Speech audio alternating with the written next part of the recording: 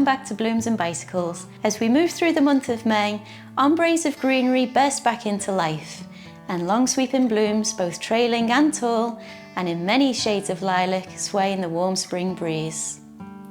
Celebrating this beautiful time of year, and as the nights draw out and the days become warmer, we are so excited today to bring to you the Lilacs and Long Days flower collection. Today we're going to talk you through how to construct the Lilacs and Long Days medium letterbox flowers, which come with this fluted recycled glass vase in an upfront delivery. Making the most of the abundances at this time of year, no two flower stems are the same in any piece from this collection. So first of all, we'll add our flower feed to the water, and we'll add just half a sachet. This just helps stop bacteria from growing in the water, which contributes to the longevity of your flowers. So if we just give this a stir up with one of our stems. In 2 to 3 days time, if you wish to change out the water, just gently lift the flowers out of the vase, trying to keep them in the position you've created. Wash out your vase thoroughly, change the water, and then add the rest of the sachet. You can then also run the stems under a running cold tap to get rid of any biofilm. And sometimes also what you do find is that the flower stems will start to go mushy at the very bottom when they're left to stand in the water for a while. Therefore, if you want to, you can also trim away 1/2 centimetre off the bottom of every stem, and this just ensures that the flower can continue to take in all of the water and nutrients that it needs. Altogether, if you do each of those steps, you will contribute drastically to the lifespan of the display. So to begin with, we'll create our grid using the most sturdy of stems, this being the dried cherry blossom branch and the eucalyptus, along with the salal. So first we'll add the salal.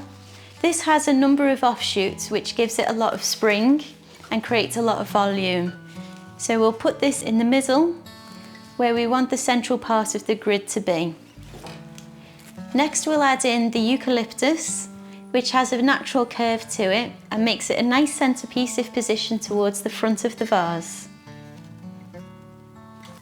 And then finally we'll take our dried cherry blossom branch and position this towards the back, creating a cross-like formation. In terms of long flower stems in this design, we have Bouvardia, the Matthiola, the rice flower, and the Nigella. So I think it's actually quite nice to start with the Nigella in this design by adding this into the center area of the grid. So just keep having a play around until it sits in the position you're happy with. Next we'll take the Bouvardia and the mushroom flower, and we'll position these off to the left and right to create some balance.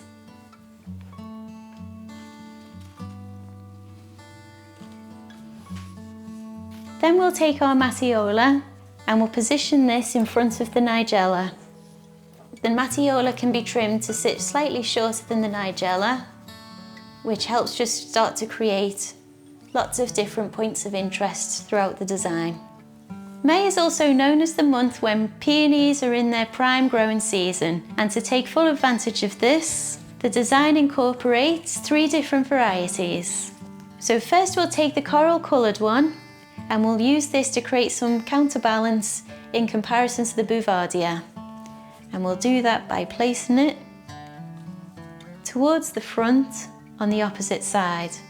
Next we'll take one of our softer pink varieties of peonies, and we'll just tease open some of these beautiful petals, which will then start to actually fall in their own way because it becomes like a snowflake or like a star.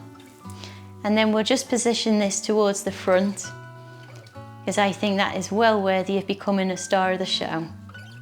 Now, what we did originally was position the Matthiola to the front, but given the natural lean of this peony, given the weight of its flower head, I suppose, I think it's probably best to switch out the Matthiola and allow that peony to lean as it wants to at the very front.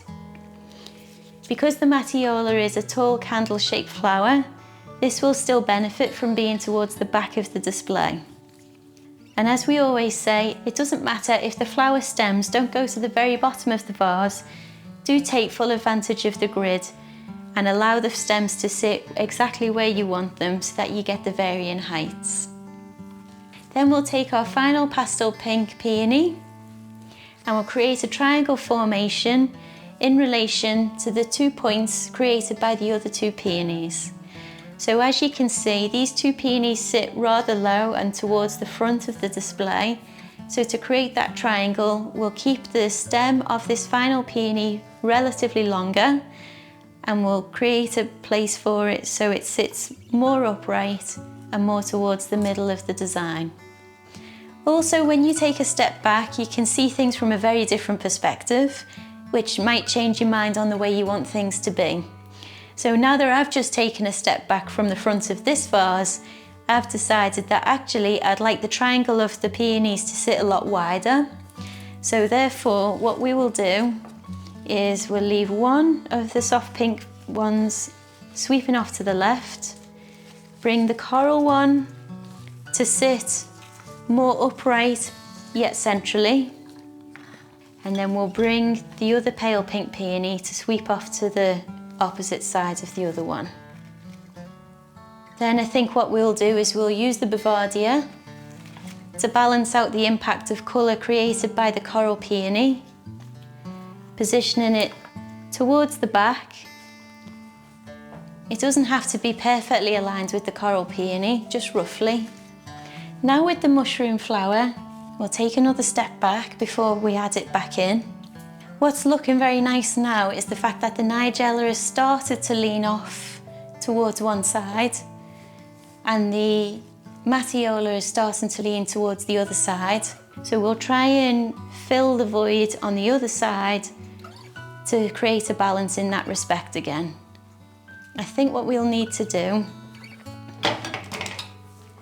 is just trim the mushroom flower down further, and then we can actually sit this in the grid at a more horizontal angle, and we'll twirl this around so you can see. I think this is pretty balanced now.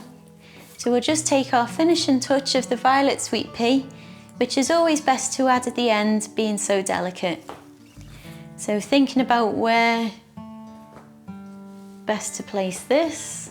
So again, because it's all about creating balance, I think actually it's quite nice for the sweet pea to be positioned on the opposite side so that there's an equal amount of stems and an equal amount of things going on to mirror what's happening with the Nigella. And there you have it, the Lilacs and Long Days medium letterbox flowers. I hope you enjoy.